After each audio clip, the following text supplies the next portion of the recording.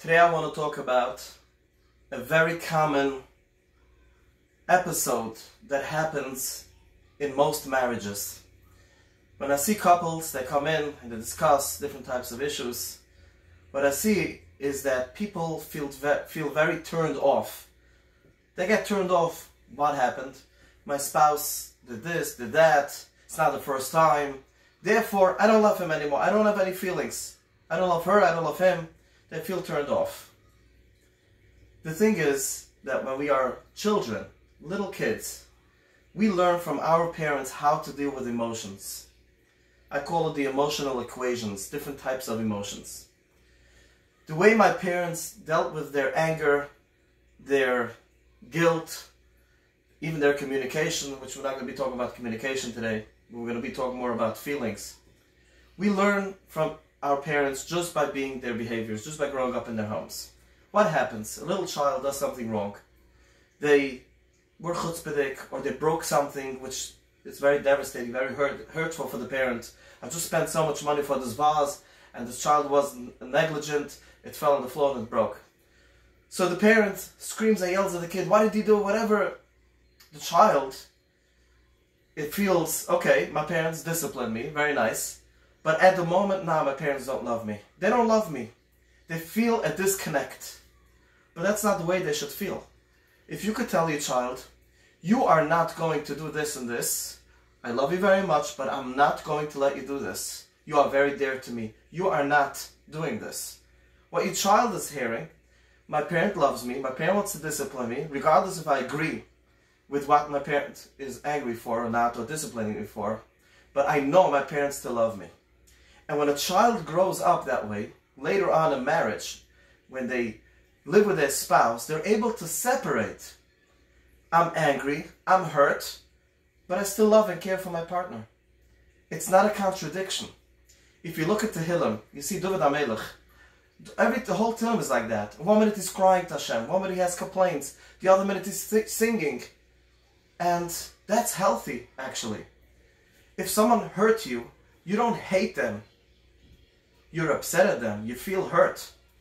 If someone despises you, betrays you, again and again, yes, then you totally turn off, because that's a person that you cannot love. But if this is a person that you feel connected to, you had a very nice relationship when you met in the beginning, there's something there, but there's always different things that irk each other.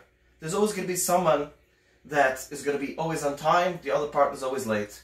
Someone is stingy, the other one throws that money out of the window. One person likes to sit on vacation on a couch, the other one wants to run around the vacation. But that's the way Hashem made it. There's always going to be different types of people. You could date for years, you will get married, you see differences.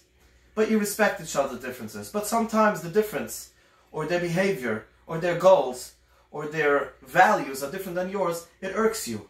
But why should it take away from love? Why should it take away from connection and caring for the other?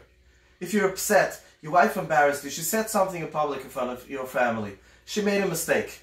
So now you turned off, you don't love her anymore, you don't care for her anymore? That's something that I want to talk about today. And I feel that if we're going to be able to overcome this and understand that if I teach my child, I'm going to discipline you, but I still love you, I love you very much, not I still love you, I love you, then that child is going to be able to separate these feelings when they get older. And ultimately, when it comes to our relationship to Hashem, we constantly tell our kids, Hashem is very angry at you because you did this, you hurt your kid, you hurt that one, you did this, you did that, Hashem is angry. Hashem is never angry at us. Hashem loves us. Hashem created Klal Yisrael, Hafti eschem omer Hashem, and nobody could argue on a pusik. Hashem loves Klal Yisrael, even when we do Averis. Of course, we have to do tshuva, we have to try not to do Averis. But if we tell our child, or if we tell ourselves that the only way I could connect to Hashem if I always constantly do everything good, no, that's not a relationship. Not the way we relate to Hashem, not the way Hashem relates to us, and not us to others. So there's a very important lesson that I want to talk about today, that this is it. You have to be able to translate hurt into hurt, it's a feeling, love into love. Love does not go away when there is hurt. You could be upset at someone, you could be mad, you could be sad, Why should it take away love and care? If my child misbehaves, I will show my child that I love them unconditionally. And regardless, but I'm your father and I'm going to discipline you. There's going to be a consequence because I love you. And don't be stingy on words. For some reason we get stingy when it comes to words. Say it. Say it. I love you. Ich hab dich lieb.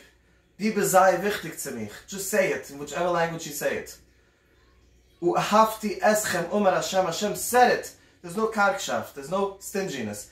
Hashem wanted us to know that He loves us, and throughout the whole Torah, again and again and again and again.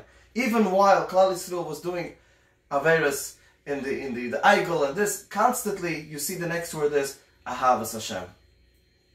And this is hopefully going to be the best way you could teach your children to constantly separate. So when they have friends in school, I know the older girls, there's a lot of relationship issues between the kids. They're growing up and they have their struggles.